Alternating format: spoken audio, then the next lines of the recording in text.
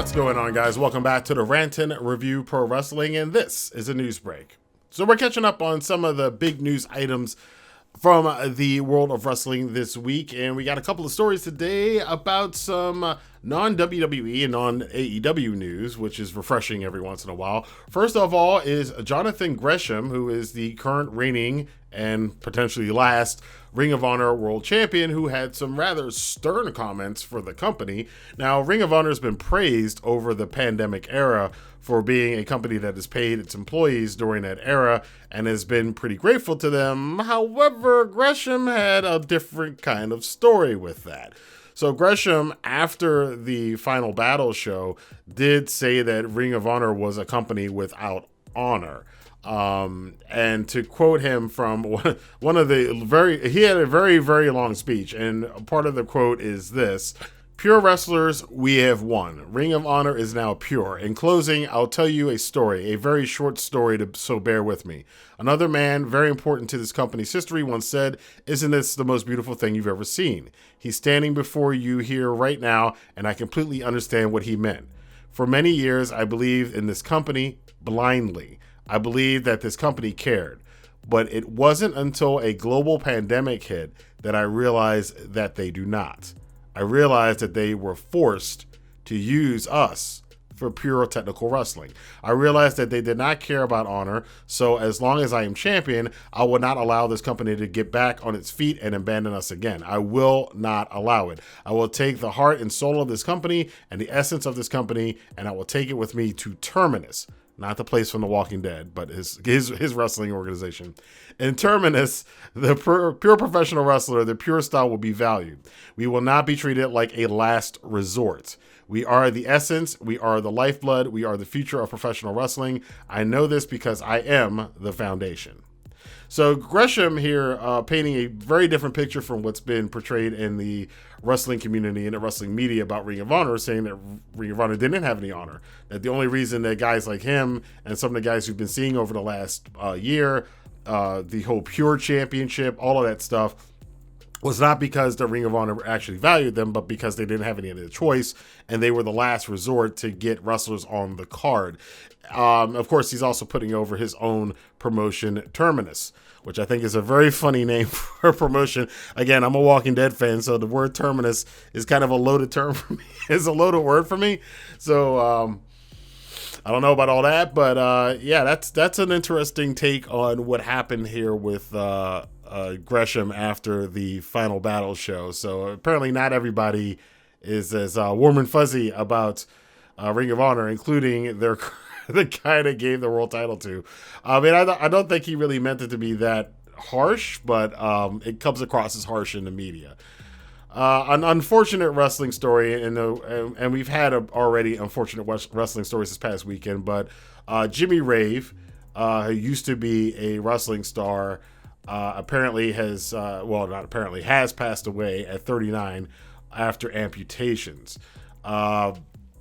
Rave, whose real name is James Michael Guffey, has been wrestling since the late 90s. He's been in the National Wrestling Alliance as the junior heavyweight champion. He's been in TNA, Ring of Honor. He appeared on Sunday Night Heat, so he's been around here and there over the last couple decades. But the reports from certain people, his agent, Bill Behrens, did say that James had struggled with drug addiction and other substances for a lot of years. He had amputation. His arm and both of his legs were amputated, and the guys had a really rough life. And unfortunately, he succumbed to something. They said initially the cause of death wasn't immediately clear. He had been living in Philadelphia, but there'll be a memorial service for him in Georgia, where he is from.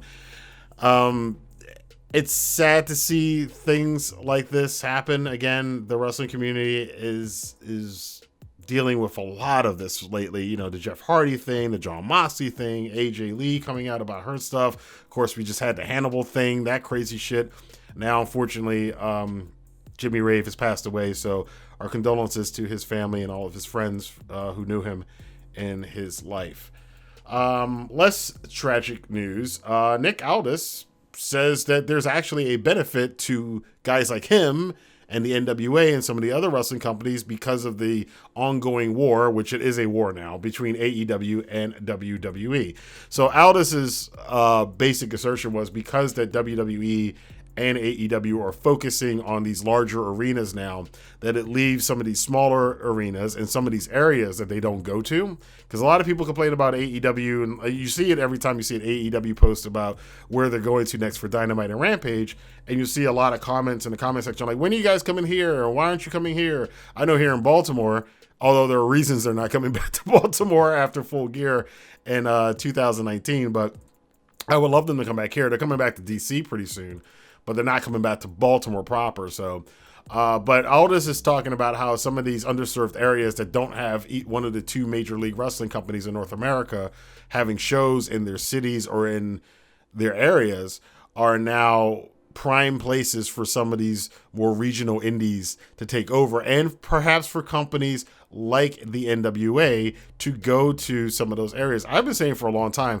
the South has been basically left out, and the South got axed out of wrestling with the fall of WCW. But even before that, because Bischoff was trying to move WCW away from the South and its Southern heritage.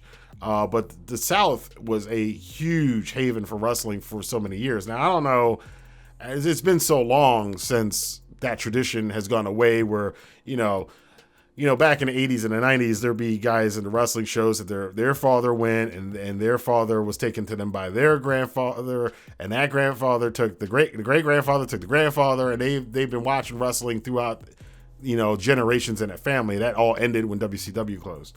And I haven't seen any other wrestling companies tap into it because the South in the United States, that's a whole other social political issue we won't get into. But I think if Aldis is looking at that, and him and some other companies, I would say, should probably look into tapping into some of these areas of the country, not just the South, but there's other areas in the country too where WWE and AEW aren't running shows. Impact would be good to think about that too as well. But I think that's a really interesting take, and a very smart take that Nick Aldis has. Nick Aldis, a guy who hasn't, he showed up at one AEW show technically. I mean, if you count All In, which wasn't really an AEW show, but it was the same crew. He doesn't do a lot of stuff in WWE, so obviously because he's the NWA guy. So he's really backing that and really taking this to heart. And I think he makes a really good point. For a lot of these other wrestling companies, a lot of the indies, we think things are kind of drying up for them. But if somebody could kind of establish themselves as a regional group again, we're kind of getting back to the territories. And that's what kind of Aldis is getting at here. So that's the news for today. Hopefully you guys are enjoying your week. Don't forget too, I have a lot of goodies down for you guys in the description box below. You can get free crypto from Celsius or BlockFi or Coinbase. They will give you, anywhere from $50 up to $250 of free crypto just from signing up with them using the affiliate links down below. You can also get 60,000 points from Chase using the Chase credit card, which is way better than that. Do not use Credit One Bank. That WWE Credit One Bank card, do not use it. But use the Chase card. That link is down below as well. And you can also get some free stocks from Webull. Could be worth up to $2,300 for 2 free stocks up from Webull. I think they might be moving it up to 6 free stocks for the holiday season. So check all that stuff down in the description box below. Also check out some of my other channels. I got a Let's Play of the horror game from Dark Pictures Anthology called House of Ashes that we just finished up the other day. It was a really good game. So definitely check that out on the gaming channel as well. Till next time, I'll see you guys here for more news, rumors, and reviews here on the Rant and Review Pro Wrestling. Have a good day. That one. Oh!